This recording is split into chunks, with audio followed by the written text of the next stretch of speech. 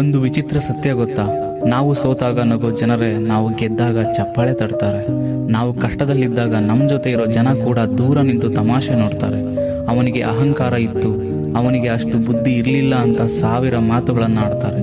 ಆದರೆ ನಾಳೆ ನಾವು ಏನಾದರೂ ಸಾಧನೆ ಮಾಡಿದಾಗ ಅದೇ ಜನ ನನಗೆ ಮೊದಲೇ ಗೊತ್ತಿತ್ತು, ನಮ್ಮವನು ಏನೋ ಮಾಡ್ತಾನೆ ಅಂತ ಹತ್ರ ಬರ್ತಾರೆ. ಜನ ನಮ್ಮ ಗುಣಕ್ಕಿಂತ ಹೆಚ್ಚಾಗಿ ನಮ್ಮ ಸಾಧನೆಯನ್ನು ನೋಡಿ ನಮಗೆ ಬೆಲೆ ಕೊಡ್ತಾರೆ. ಅದಕ್ಕೆ ಹೇಳೋದು, ಸೋತಾಗ ಜನರ ಮಾತನ್ನು ತಲೆಗೆ ಹಾಕಿಕೊಳ್ಳಬಾರದು, ಗೆದ್ದಾಗ ಜನರ ಹೊಗಳಿಕೆಗೆ ಮರಳಾಗಬಾರದು. ನಮ್ಮ ಕಷ್ಟದಲ್ಲಿ ಯಾರೂ ಇರಲಿಲ್ಲ ಅನ್ನೋದು ನಮಗೆ ನೆನಪಿದ್ರೆ ಸಾಕು. ನಮ್ಮ ದಾರಿಯಲ್ಲಿ ನಾವೇ ನಡೆಯೋಣ, ಯಾಕಂದರೆ ಕೊನೆಯಲ್ಲಿ ಉಳಿಯೋದು ನಮ್ಮ ಸಾಧನೆ ಮಾತ್ರ.